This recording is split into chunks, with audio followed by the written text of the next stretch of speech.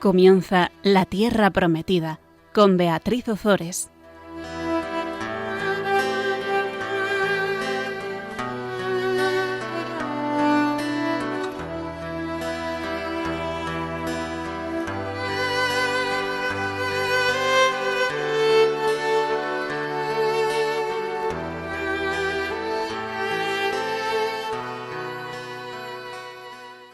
Buenas tardes, queridos amigos de Radio María. Aquí estamos un viernes más con todos vosotros, pues adentrándonos en la palabra de Dios. Buenas tardes, Fabián. Buenas tardes, Beatriz.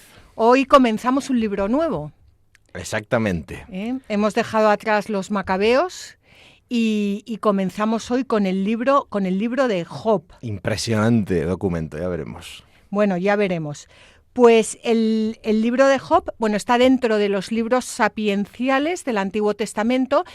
Comenzamos este programa hace ya mucho tiempo con el Pentateuco, que como recordaréis son los cinco primeros libros de la Biblia. Después comentamos todos los libros históricos, acabamos en el último programa con el libro de los Macabeos y ahora entramos de lleno en los libros sapienciales, en los libros poéticos y sapienciales. Y lo que vamos a ver en este libro de Job, vamos a adentrarnos en el personaje de Job, en el que se concentran paradójicamente la fidelidad de Dios y los sufrimientos humanamente injustificados. Job es natural de Uz, una ciudad situada al sur de Edom, y lo que hace es lamentarse del sufrimiento que le ha caído encima y que empezaremos a ver en este programa. Intercambia sus opiniones y sus amarguras con tres amigos que intentan darle lecciones de sabiduría y de recto proceder. Después de sus intervenciones va a recibir del mismísimo Dios unas palabras que le van a hacer recapacitar y finalmente será reconocido una vez más como hombre justo y recompensado con una nueva familia y con unos bienes más numerosos de los que veremos que va a perder en este programa. Dentro del canon de la Biblia lo tenemos situado el libro de Job delante del libro de los Salmos. Y junto con los Salmos es el libro sapiencial más influyente de toda la Biblia. Y simplemente, antes de comenzar, que comenzamos ya, decir que se piensa que este libro fue escrito entre el siglo VII y el siglo IV antes de Cristo, más probablemente en la época persa, siglos V-IV antes de Cristo, que es cuando, tras la experiencia del destierro de Babilonia, se agudiza el problema del sufrimiento, cómo Dios puede permitir que un inocente sea una persona individual, o sea, un pueblo entero, el pueblo de Israel, soporte una aflicción tan enorme.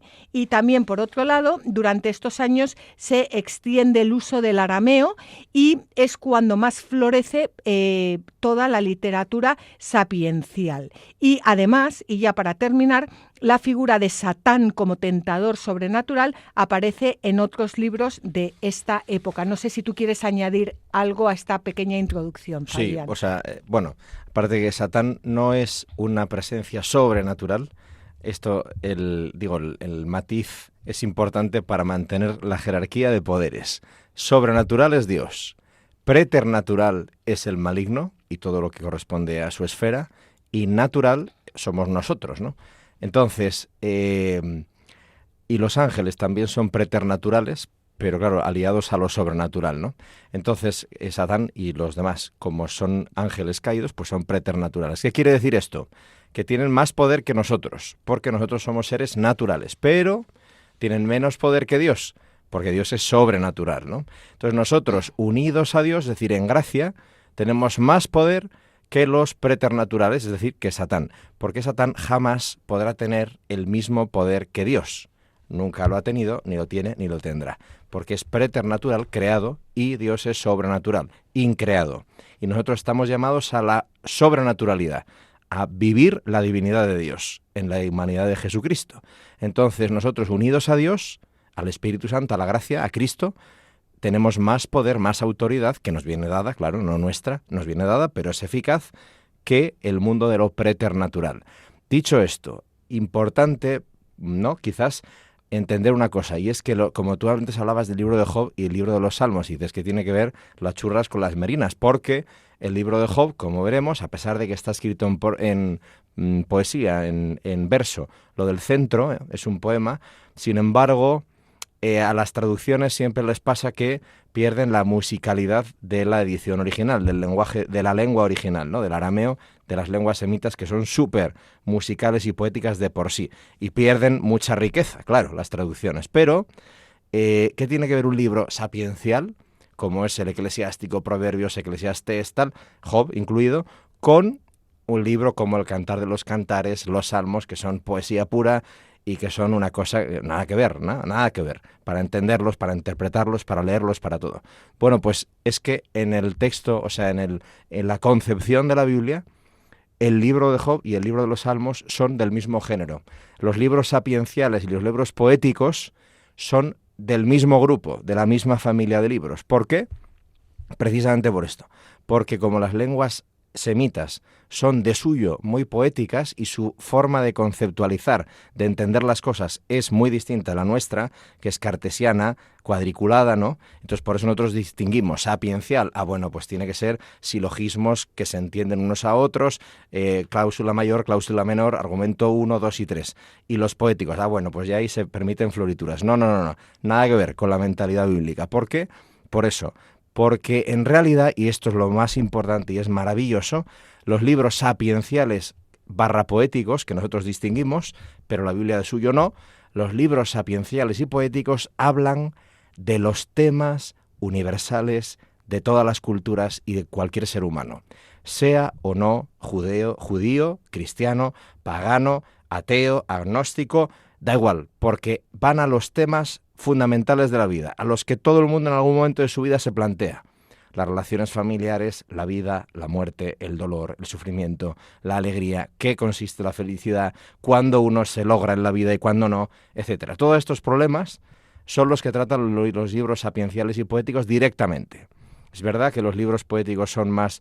Pero bueno, no, así. Entonces, este es el interés que tienen, ¿no? O sea, como la palabra de Dios, porque los libros sapienciales y poéticos son parte de la Biblia, de la revelación, ¿no? Libros inspirados por Dios. Y dices, pero si son las preguntas que se hace todo hombre, ¿por qué son palabra de Dios? Por eso. Porque la Biblia sigue la lógica de la encarnación. Entonces, todo lo verdaderamente humano, Dios en Jesucristo lo ha asumido y lo ha hecho suyo, hasta el punto de que las propias preguntas del ser humano son revelación de Dios, manifestación de Dios. Y entonces, ¿qué hacen los judíos en este caso, no? Pues en contacto con las culturas paganas, los griegos y tal y cual, se hacen las mismas preguntas que todo hombre, pero a la luz de la revelación.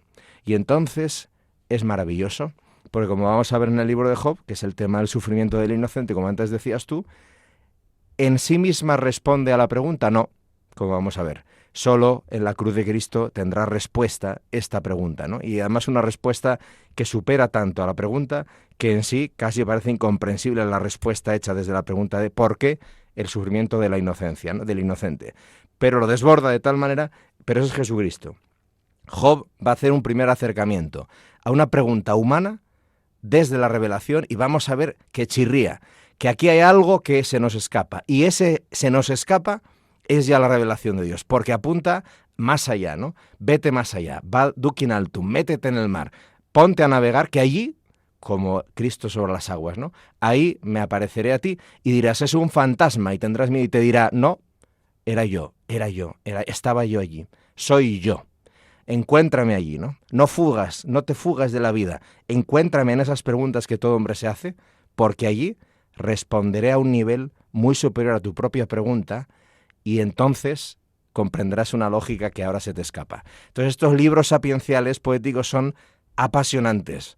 Y en el caso de Job tenemos una ventaja más, y ya me callo, y es que el libro de Job está contado como una historia de alguien, pues igual que el libro de Tobías, ¿no? O el libro entonces Judith, el libro de Ruth. Entonces, estos libros, el libro de Job, ahora que vamos a empezar con él, es apasionante porque, bueno, es quizás uno de los 2, 3 libros más importantes de toda la Biblia, sin duda. Es impresionante este libro. Pero la ventaja que tiene es que nos lo cuentan como una historia, que ahora supongo que hablaremos de ello, ¿no? Que he cogido de otras tradiciones ajenas al judaísmo y tal, mezclándose en el exilio, y entonces, ¡pum!, nos cuentan la historia de este pobre hombre, ¿no?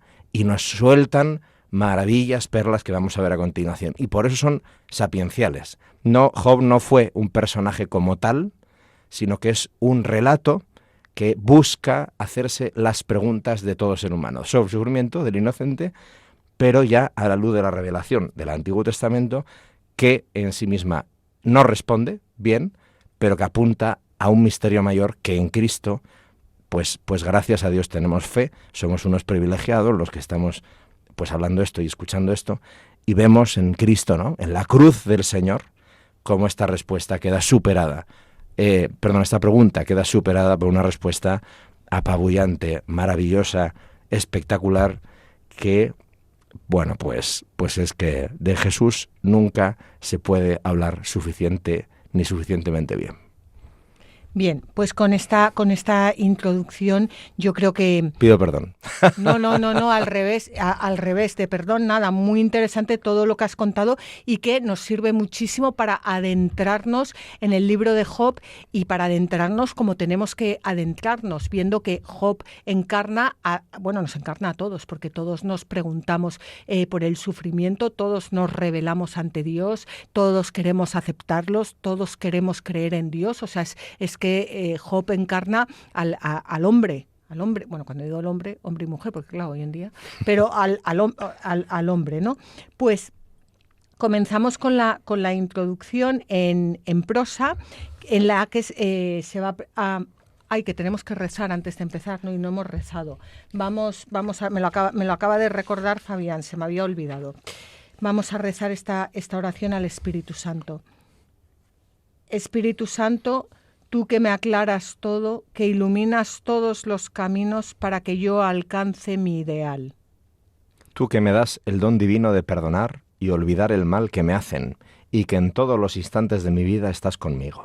Quiero en este corto diálogo agradecerte por todo y confirmar que nunca quiero separarme de ti, por mayor que sea la ilusión material. Deseo estar contigo y todos mis seres queridos en la gloria perpetua. Gracias por tu misericordia para conmigo y los míos. Gracias, Dios mío. Amén. Bien, pues ahora sí. Ahora sí que ya podemos adentrarnos en el texto de la mano del Espíritu Santo. Estábamos diciendo que vamos a comenzar ahora con la introducción, vamos a comenzar con el prólogo, y en el prólogo nos va a describir al protagonista y sus circunstancias familiares, planteándonos el problema que motiva los diálogos entre Job y sus amigos, la explicación teológica del sufrimiento del justo. Entonces, este prólogo tiene 3 escenas. La primera es la presentación de Job, sus cualidades y sus posesiones. La segunda es el diálogo de Satán con Dios y la prueba a la que somete al justo. Y la tercera, la llegada de los amigos a solidarizarse con Job. Bueno, todas estas historias de justos que sufren, que suplican a los dioses y son librados de sus desgracias, eran muy frecuentes en Egipto y Mesopotamia. Muestras de ellas se han encontrado también en Canaán, concretamente en Ugarit, desde donde pudieron pasar pues muy fácilmente a la tradición israelita. Es muy probable que el autor, es probabilísimo que el autor sagrado tome datos de ese trasfondo para su historia, pero al incorporarlos como prólogo, su intención es enmarcar el problema del justo sufriente en la fe del pueblo de Israel, dándole ya al lector la clave de por qué sufre un hombre justo, para poner a prueba su fidelidad. Esto es algo que a mí me ha servido muchísimo, porque muchas veces estoy sufriendo y digo, ¿para qué estoy sufriendo? Para poner a prueba mi fidelidad. Y me ayuda un montón porque me digo a mí misma, confía en Dios, que Él te librará de tus angustias, que Él te llevará en brazos, que Él está contigo, confía en Dios. No sé, a mí me ha ayudado muchísimo esto. ¿Y es porque Dios necesita probar que somos fieles? Yo creo que sí, pero no porque Él lo necesite, sino que es porque es bueno para nosotros, claro, porque Él en realidad no necesita nada. Él lo que busca es que todos los hombres lleguen al conocimiento de la verdad y se salven. No es que tenga una necesidad de vernos sufrir, tiene la necesidad en tanto en cuanto el sufrimiento le sirve a Él, lo utiliza siempre para el bien, como dice San Pablo, incluso el pecado, porque el pecado también genera mucho sufrimiento, y Él lo utiliza todo para el bien y a Él le sirve para purificarnos y para llevarnos a Él, porque es cierto, o sea, desgraciadamente o gracias a Dios, es cierto que cuando se ve a una persona que ha sufrido muchísimo y que ha encontrado a Dios en su sufrimiento, pues esa persona siempre se le ve muy purificada, cerca de Dios, y digo, ha aceptado a Dios en su sufrimiento, no digo ha pataleado, o sea, ha aceptado a Dios en su el sufrimiento purifica siempre muchísimo. Eso es, cuando respondemos con esa fidelidad, ¿no? Entonces, no es que Dios necesite probarnos en nuestra fidelidad a ver si aguanta el tirón. No. Perdón, eso no es Dios. La cuestión es, hasta Dios no es así. La cuestión es, hay que encarnar el amor. Y por tanto, el amor es fiel. ¿Dónde? En el sufrimiento, en la prueba. Y por tanto, para nuestro bien, nos aumenta nuestra capacidad de amar precisamente en el crisol del sufrimiento. Eso se llama la providencia pasiva. Dios no nos evita, no impide los efectos del pecado original, no impide que este mundo no perfecto, caído, herido, nos haga daño, sino que en esta realidad, en la realidad, es donde Él quiere encarnarse en nosotros y capacitarnos para el amor, que es fiel. Y es muy difícil, y es muy duro, y es muy cansado, y es muy largo, y da mucho que hacer, y muchas dudas, y es muy fácil patalear, y cansa, y hay momentos que dices, no puedo más, y tienes que seguir tirando para adelante. Eso es, en la realidad, no en la ensoñación. Ahí. Exactamente. Bueno, el caso es que ni Job ni sus amigos conocen esta clave, este para qué, para poner a prueba la fidelidad. Solo lo sabe Dios y el mundo angélico que lo rodea, y por eso el problema se va a plantear entre los hombres que intentan dar con esta clave. Bueno, las cualidades de Job y su reacción al aceptar la desgracia como venida de Dios realzan la figura del protagonismo, presentado como patriarca y como prototipo de israelita bueno y piadoso, y no solo como modelo de justo que sufre. Y yo, antes de comenzar ya, porque ya vamos a empezar con la primera escena, que es la presentación de Job, sus cualidades y sus posesiones, quería simplemente comentar algo que a mí me llamó mucho la atención y que me ha dado mucho que pensar, y es, hace 2 veranos estuve en la GEMJ en Covadonga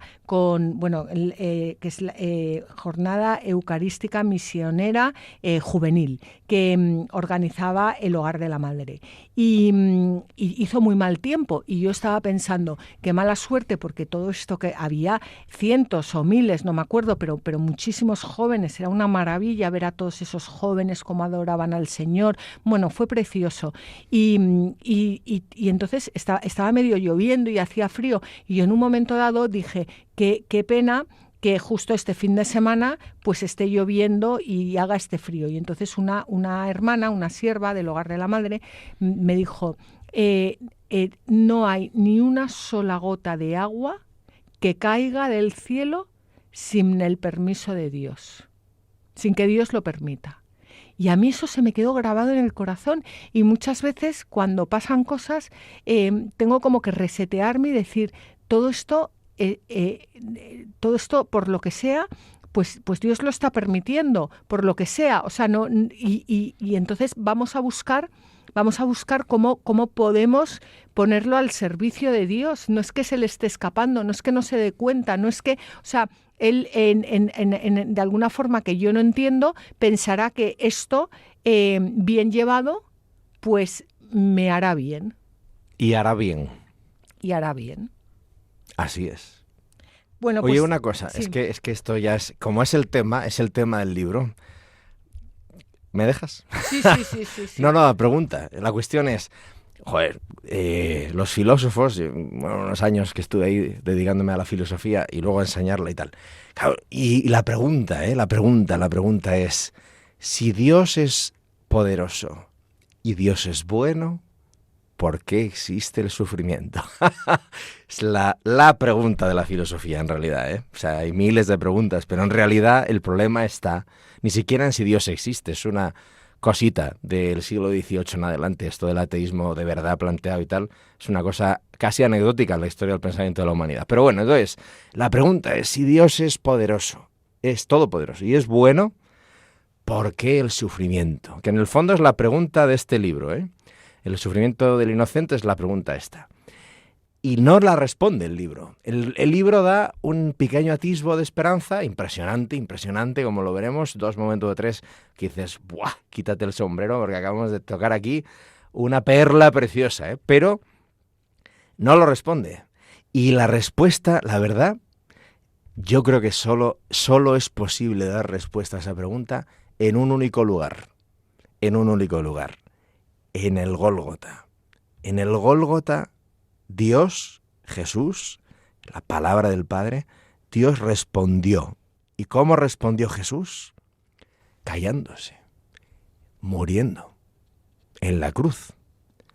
Pero como dice el credo, descendió a los infiernos, a los efectos del mal, y resucitó al 3er día. Y esa es la respuesta de Dios, a la pregunta del hombre. Si Dios es todopoderoso y es bueno, ¿por qué el sufrimiento? Y la respuesta de Dios es la cruz de Jesucristo. Y no hay quien lo entienda. Bueno, la cruz de Jesucristo, que no estaba solo en la cruz, porque estaba con el buen, como se llama, el buen ladrón y el mal ladrón, pero es que el buen ladrón no era un ladroncito que era una monada y había robado media manzanita, era un criminal. Por supuesto. O sea, era un criminal, se le llama el buen ladrón porque tuvo un encuentro con Jesús, pero era un auténtico criminal. En esa época solo se crucificaban pues a los criminales, pero o sea, no es que se dedicasen a crucificar al personal sin ton ni son. Claro. Sí. Entonces, el buen ladrón, mirando en el sufrimiento, alzando la vista y mirando a Jesús, ese mismo día encontró la salvación. Jesús le dijo, hoy estarás conmigo en el reino de los cielos. Entonces, ese sufrimiento de esa persona mereció mucho la pena. O sea, Jesucristo lo transformó en salvación, en alegría, en bienaventuranza y ahí está. El sufrimiento es la puerta a encontrarte con Jesús. Puede ser, efectivamente. O no. O la desesperación, efectivamente. Que es el otro ladrón. Sí, o Judas. Sí, exacto. Claro. Sí. Pero la respuesta es la cruz de Jesucristo. El buen ladrón la identifica y dice, anda. Y el otro no la reconoce y muere en la desesperación, como Judas, ¿no? Pero el buen ladrón no es el inocente injustamente condenado, sino que era culpable. Como todos nosotros, salvo la Virgen María, esto de Job, una de las razones evidentes por las que no es verdad, es porque no existe un justo como tal. En esta vida todos, en alguna medida, estamos enfangados. Unos mucho más que otros, sin duda ninguna, pero estamos enfangados, ¿no? Pero la pregunta subyace, o sea, seguimos preguntándonos por cómo es posible el sufrimiento y concretamente de los inocentes, ¿no? Y la respuesta es que no hay respuesta teórica, solo hay una respuesta existencial, y es la vida en muerte en cruz de Jesucristo. El único que no merecía tal condena, y la padeció. Ya, pero ya nos estamos yendo. Son palabras, no vale para nada. Hay que tener la experiencia profunda, interna, el conocimiento interno de Cristo en cruz. Y esa es la respuesta que nosotros realmente buscamos, ¿no? Y que ya se responde sin palabras. Es ese encuentro el que responde a la pregunta de todo hombre. Perdón.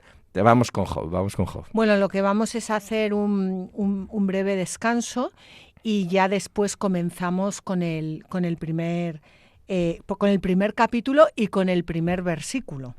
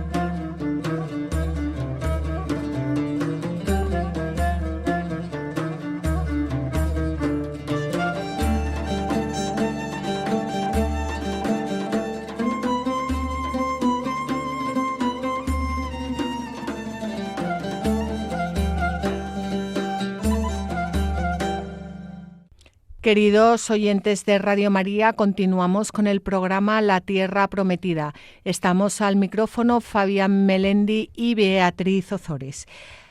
Acabábamos de empezar con el libro de Job y estábamos hablando sobre el sufrimiento. Hemos cambiado ya, hemos pasado del Pentateuco y de los libros históricos, terminando con el segundo libro de los Macabeos, que acabamos en el último programa. Pasamos ahora a los libros poéticos y sapienciales y comenzamos con el libro de Job, que es un libro apasionante. Hemos hecho una introducción en la primera parte del programa. Resumida, muy resumida, la introducción es que el libro de Job es una explicación teológica del sufrimiento del justo, y vamos a comenzar ahora con el primer capítulo, con los versículos 1 al 3 del primer capítulo. Había en el país de Uz un hombre llamado Job. Era un hombre íntegro y recto, temeroso de Dios y alejado del mal. Le habían nacido 7 hijos y 3 hijas. Poseía 7.000 cabezas de ganado menor, 3.000 camellos, 500 yuntas de bueyes, 500 asnas y un gran número de siervos. Era el hombre más potentado de todo el Oriente. Bien, pues estamos en el prólogo y habíamos dicho que el prólogo consta de 3 escenas. La primera escena es la presentación de Job, sus cualidades y sus posesiones, que van del versículo 1 al versículo 5. Y ahora acabamos de leer el versículo del 1 al 3. Job vive en el país de Uz. Uz era un país situado probablemente en la Arabia pétrea, al sur del Mar Muerto, donde, según se dice, pues existen todavía las tribus a las cuales pertenecían los amigos de Job, que son las tribus, los temanitas, sujitas y naamatitas. Job conservaba las tradiciones de los patriarcas y adoraba a Dios con sencillez de corazón. Era, nos dice aquí la Biblia, que era el hombre más potentado de todo Oriente. Y esto es una ilustración del libro del Eclesiástico, capítulo 31, versículos 8 al 11, donde el Espíritu Santo alaba al hombre rico, que es hallado sin culpa y que no anda tras el oro, que puede pecar y no peca, hacer el mal y no lo hace, que mediante sus riquezas puede oprimir al pobre y no lo oprime, cometer injusticia y no la comete. Pues así es como el libro del Eclesiástico nos presenta al hombre justo, nos presenta a Job. Y, perdona, la primera frase del libro es muy importante para ver que es un libro sapiencial, porque dice, había en el país de Uz un hombre llamado Job. Crack, es decir, Job, no es un nombre propiamente judío. Uz, este país no está en la tierra prometida estrictamente hablando. Luego el libro empieza ya poniéndonos en situación. No estamos hablando de un judío de pura cepa. Luego estamos pillando la historia de otro nicho, de los paganos, pero nos vale igual. ¿Por qué? Porque estamos preguntándonos lo que se pregunta todo hombre. Ahora vamos a meterlo dentro de la tradición de Israel y por eso vemos que sigue las tradiciones de los patriarcas y tal y cual. Pero el autor es clarito, ¿no? Vamos a coger a un hombre bueno de fuera del pueblo de Israel y vamos a enfrentarnos a este tema que es un temazo, ¿no? Entonces aquí ya empezamos el tema. Bien, pues vamos a leer, si te parece, un comentario de San Efrén de Nisibi, en el que nos comenta cómo Dios bendice al piadoso Job. Aun cuando otros muchos vivían en Uz, nadie era comparable a Job en cuanto a piedad e inocencia. Él gozaba de una gran reputación y su estima andaba en boca de todos. Y a fin de que nadie llegara a pensar que estas cosas le habían sido dadas a Job por sus méritos humanos, Dios jamás permitió que ni una sola posesión de Job pereciese. Dios dijo, mi deseo es que hasta el último cabello, la más mínima pérdida, le sea devuelta con creces a Job.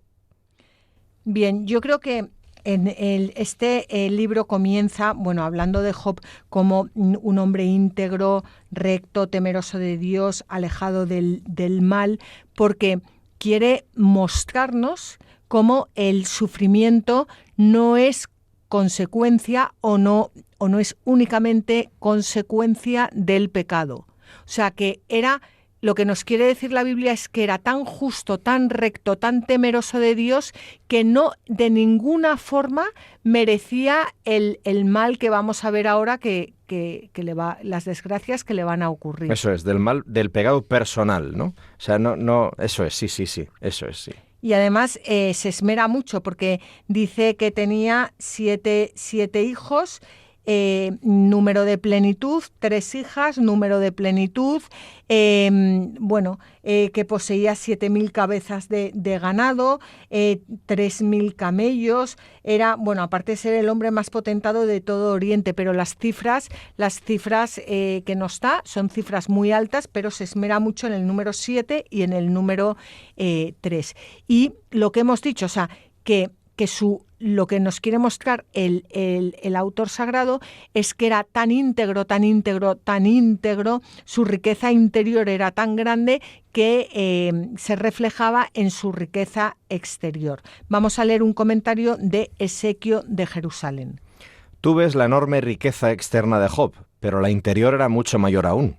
Los bienes visibles eran espectaculares, pero los invisibles eran todavía mejores. Porque estos últimos permanecen, mientras que los otros envejecen, pierden su valor y se pierden continuamente, cayendo en la corrupción y la destrucción más deplorable.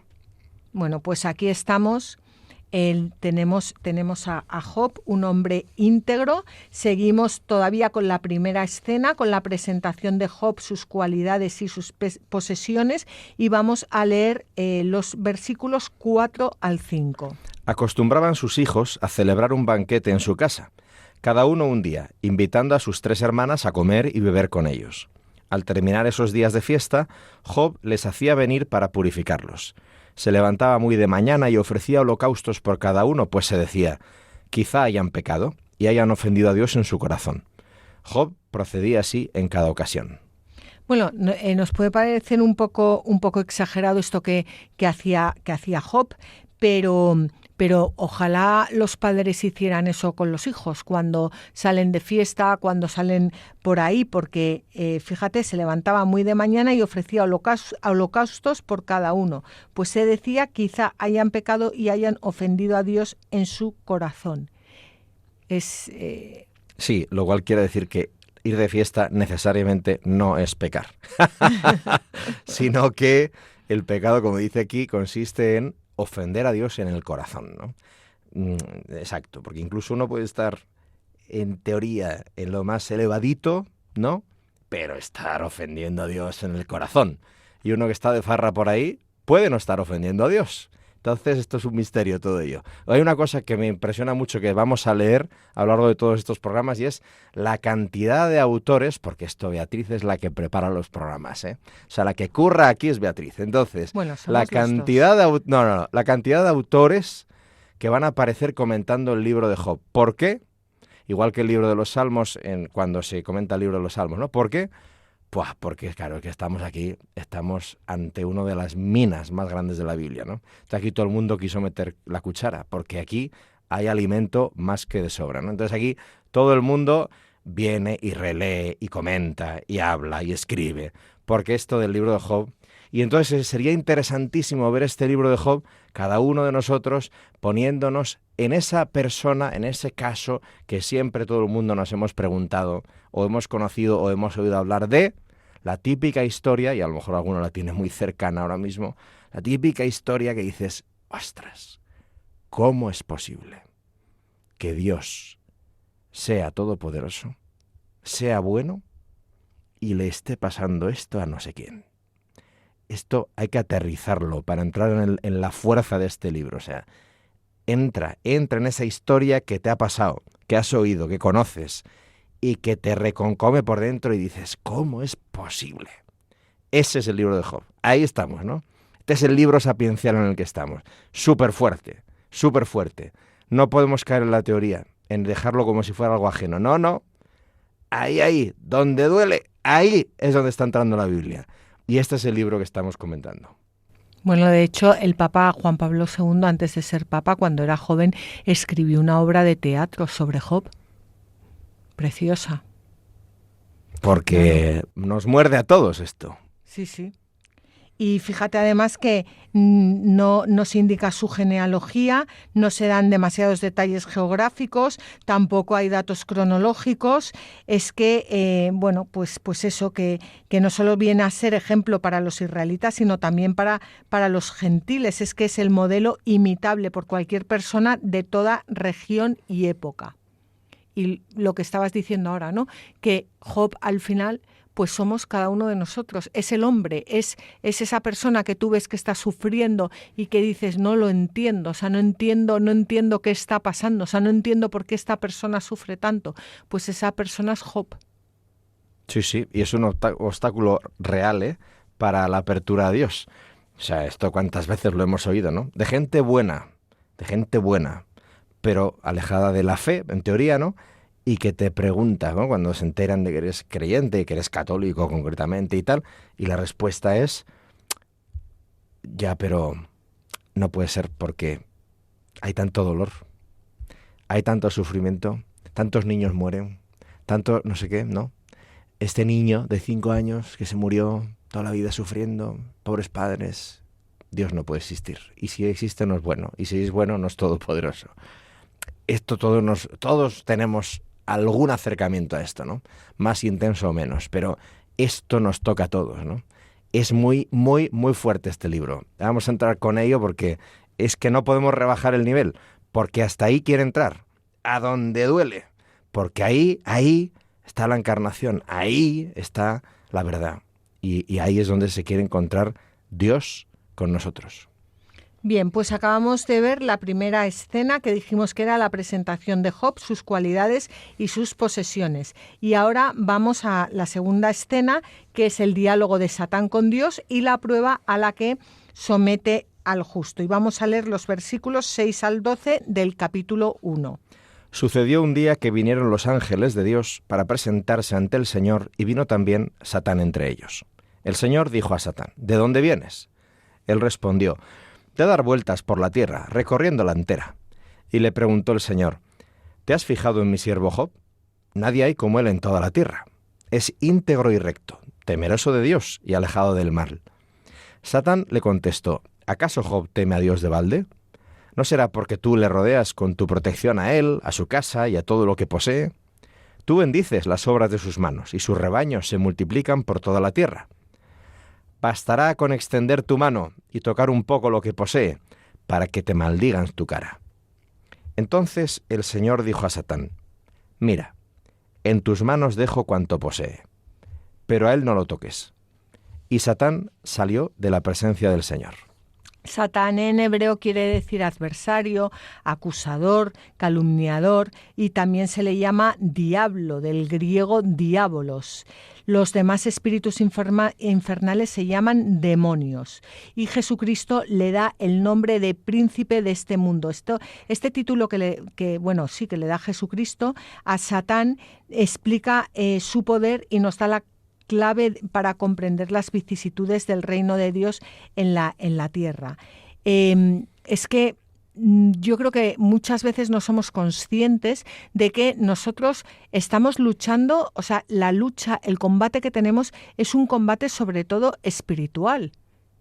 Sí, porque sí. Es el demonio, el diabolos, el que está detrás, intentando, pues lo que se ve en el libro de Job, intentando que nos perdamos, que nos rebelemos, que nos caigamos y como bien vemos en este libro y como bien vemos en toda la Biblia, Dios está siempre de nuestro lado y Dios nos acompaña siempre. Bueno, aquí vamos a ver cómo Dios y Satán se comportan como seres humanos, que obviamente ninguno de los dos es un ser humano. Dios como un gran señor que convoca a sus colaboradores íntimos y Satán como un espía cualificado que parece ir en contra de un hombre temeroso de Dios cuando, y esto es súper importante, o sea, parece ir en contra de un hombre temeroso de Dios. Satán parece ir en contra de Job, pero en realidad lo que va es en contra del mismísimo Dios, porque lo que hace Satán es invertir la doctrina tradicional sobre la retribución. No es que Dios bendiga al hombre piadoso, sino que éste se muestra piadoso porque Dios le bendice. Y esto es algo muy importante. Esa creencia de que por tener muchos bienes, por ser una persona próspera, Dios te bendice, no. Dios te bendice y por eso el hombre es un hombre agradecido. Entonces, según Satán, la piedad de Job no es sincera, sino que es solo consecuencia del interés y del egoísmo.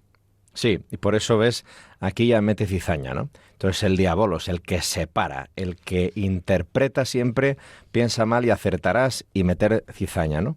Ya verás, quítale los sugus y ya verás tú cómo empieza a hablar mal de ti, ¿no? Bueno, los sugus y todo lo demás enorme que tiene Job, ¿no? Yo la mejor versión que conozco, que explica en la tradición de la Iglesia, bueno, San Agustín, pero es que es otra liga.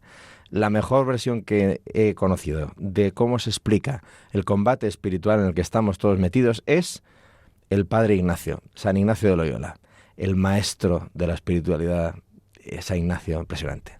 La meditación de dos banderas, quien tenga ocasión de meterse, está en el libro de los ejercicios espirituales, que lo busque, y la meditación de dos banderas en la primera semana de ejercicios, impresionante la descripción que hace. Y les da dos nombres. A Jesucristo le llama el capitán, que en latín es la cabeza, el que va adelante, ¿no?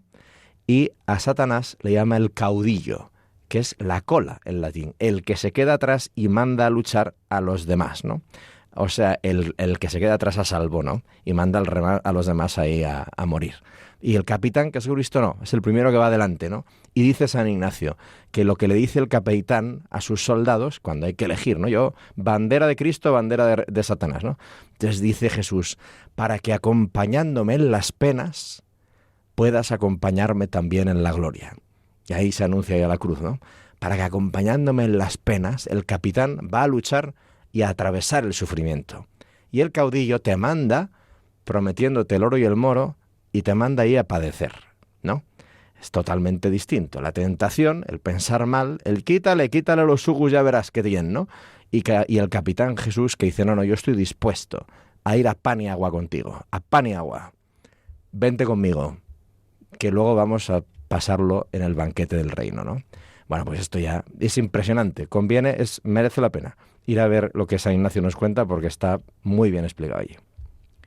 Pues los padres en general consideran esta sección que concierne la intervención del diablo como, bueno, ya lo hemos dicho antes, como una narración alegórica donde las tribulaciones de Job simbolizan la lucha constante del justo contra las tentaciones y las pasiones inspiradas por la malicia del demonio. Y vamos a meter ahora un comentario de Isodat de Merz porque es importante que entendamos esto. Muchas veces, pues, habrá personas que digan, pero ¿cómo pueden decir que Job?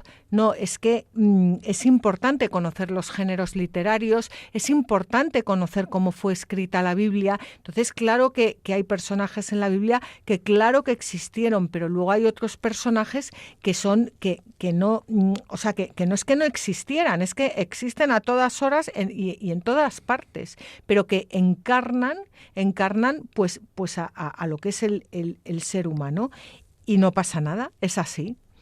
Vamos a leer el comentario de Isodat de Merz. Nunca hubo una reunión especial en la que Satanás se atreviera a hablar para formular preguntas y recibir respuestas de todo. Pero estos hechos son contados para instrucción de los oyentes, siguiendo el género narrativo. En realidad estos hechos no tuvieron lugar, ni tampoco hubo de verdad alocución ni pregunta alguna, ya que Satanás no tuvo la facultad de hablar con Dios ni de verlo, puesto que los seres de viento y de fuego no pueden ver jamás, sino que Satanás meditaba en su corazón, y Dios, que escudriña el corazón y examina las entrañas, conoció su maldad. Pues eso. Oye, es impresionante. He tenido la ocasión hace muy poquito de acercarme al Evangelio de San Marcos solo, porque es impresionante cuando lees los evangelios por separado, quitando que ya te sabes la historia, entonces mezclas cómo lo cuenta uno, el otro y tal. Cuando te metes de verdad en cada uno de ellos, ¡buah! Es un mundo personal, o sea, tiene su propia identidad cada evangelio, ¿no? Bueno, pues el evangelio de San Marcos, que es Jesús el predicador del reino, ¿no?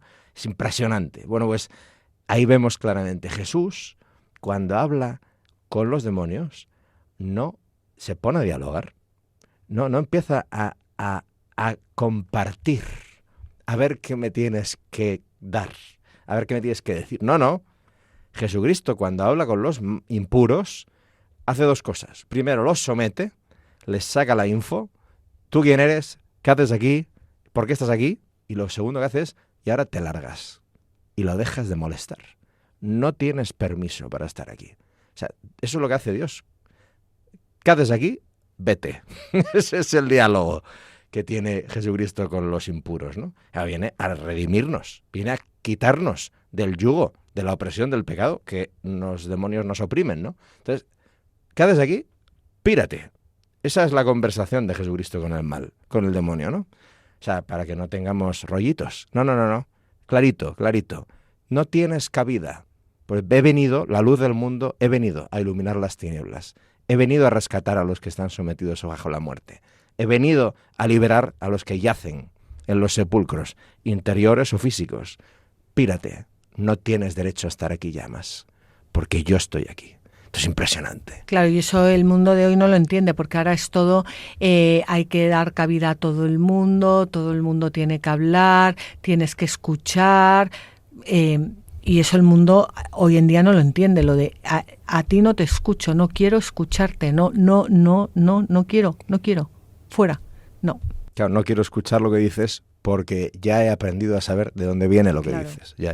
Y luego otra cosa que hay aquí que, decimos que obviamente pues Dios no se reúne con Satanás, no se pone a dialogar con él, y además esto que has dicho es que, lo has explicado muy bien, pero yo cuando estaba preparando esto, yo decía, lo que está diciendo aquí el diablo es lo que dicen muchas personas. O sea, anda ese, sí, ese, claro, mucha misa porque le va muy bien, ya verías tú si le fuera mal. Ese, o sea, que no necesita, o sea, que... La mordida del pensamiento, sí. Claro. Y no solo que lo dicen, es que muchas veces lo hemos pensado nosotros también. Claro. Porque nosotros necesitamos ser redimidos. Claro.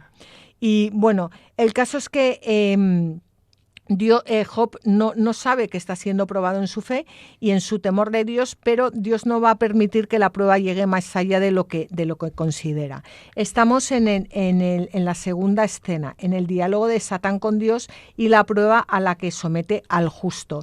Y el caso es que ahora vamos a ver la destrucción de los bienes de Job, pero vamos a verlo, pero por otra parte se va a acabar el programa, entonces yo no quiero que empecemos a leerlo y dejar el programa a medias. Así que lo vamos a dejar para el próximo programa. Es cierto que no hemos ido muy rápido, pero nuestra pretensión no es ir muy rápido, sino ahondar en los libros. Pues a veces se va más rápido y a veces se va más despacio, pero esto no es cuestión de decirme voy a quitar 7 capítulos de encima en el próximo programa, sino que Dios nos está hablando a cada uno al corazón. ¿Qué te quiere decir Dios? ¿Qué te está diciendo Dios al corazón? Ábrele tu corazón, vamos a abrirle nuestro corazón para que Dios penetre y para que Dios vaya purificándonos y limpiando en todo aquello que hay en nosotros que nos impide verle tal cual es. Bueno, pues lo dejamos entonces aquí. El próximo programa será dentro de 15 días. Podéis escuchar todos estos programas en el blog latierraprometida.es, todo junto y en minúscula, latierraprometida.es. También podéis escribirnos un mail a latierraprometida@radiomaria.es, y también podéis pedir los programas en el teléfono de Radio María 91 822 8010 o a través de la página web www.radiomaria.es, donde podéis no solo pedir los programas, sino también escucharlos. Y como siempre os animamos a que cojáis vuestras Biblias y no dejéis de leerlas, meditarlas y rezarlas, porque los libros sagrados, el Padre que está en los cielos sale amorosamente al encuentro de sus hijos para conversar con ellos.